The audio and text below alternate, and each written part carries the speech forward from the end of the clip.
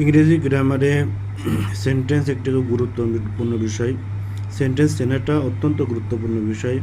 পাশাপাশি সেন্টেন্সের যে স্ট্রাকচার, সেই স্ট্রাকচারগুলো আমাদের মুখস্থ থাকা অত্যন্ত প্রয়োজন।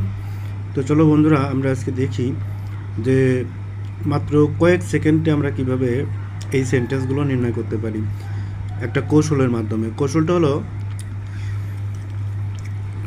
এখানে দেখো সেন্টেন্স মোট 5 প্রকার।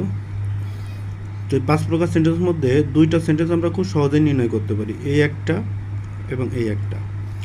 সেন্টেন্সটা না পড়েই কিন্তু আমরা নির্ণয় করে ফেলতে পারি, কারণ এর শেষে দেখো জিজ্ঞাসা চিহ্ন আছে।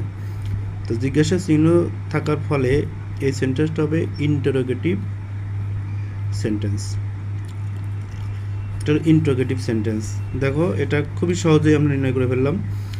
এরপরে যে সেন্টেন্সটা আছে সেটা হলো, লাস্টে দেখো একটা চিহ্ন আছে, এটা হচ্ছে বাংলায় বলে বিস্ময় চিহ্ন, আর ইংলিশে বলে হচ্ছে এক্সক্লেমেটরি চিহ্ন। তাহলে এটাকে আমরা বলতে পারি এক্সক্লেমেটরি সেন্টেন্স। অতি সহজেই আমরা এই 2টা সেন্টেন্স শুধু এর লাস্টের চিহ্ন দেখেই বা যে সাইন থাকে ওই সাইন দেখে আমরা বুঝতে পারবো যে এই 2টা সেন্টেন্স কি। বাকি থাকলো 3টা। এই সেন্টেন্সটা দেখো, এটা হলো অপটেটিভ সেন্টেন্স। Optative sentence.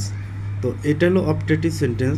তো অপটেটিভ সেন্টেন্সের সবসময়ই প্রথমে মে অথবা মাইট অথবা প্রে থাকে, PRAY। মে, মাইট এবং প্রে যদি প্রথমে থাকে তাহলে ওই সেন্টেন্সটাই ধরে নেবা যে এটা অপটেটিভ সেন্টেন্স। তাহলে আমাদের 3টা সেন্টেন্স চলে গেল, এবার থাকলো আর 2টা। তাহলে এই 2টা আমরা কীভাবে চিনব? তো এইটা হলো আমাদের হচ্ছে ইম্পারেটিভ সেন্টেন্স। ইম্পেরেটিভ। তো ইম্পারেটিভ সেন্টেন্সটার সবসময় প্রথমে কিন্তু সাবজেক্ট থাকে না, প্রথমে সবসময় ভার্ব থাকে। এখানে দেখো, give me a water, give me a glass of water, sorry এটা glass of water, give me a glass of water, এক গ্লাস পানি দাও। তো এখানে কিন্তু সাবজেক্ট নাই। সাবজেক্ট নিয়ে আমি একটা ভিডিও করব, সাবজেক্ট, অবজেক্ট এবং অন্যান্য জিনিস কীভাবে আমরা বুঝবো। সাবজেক্ট সচরাচর প্রথমে থাকে, এখান থেকে প্রথমেই ভার্ব, প্রথমেই কিন্তু ভার্ব আছে। তো ফলে প্রথমেই যদি ভার্ব থাকে সেই সেন্সটা হবে ইম্পারেটিভ।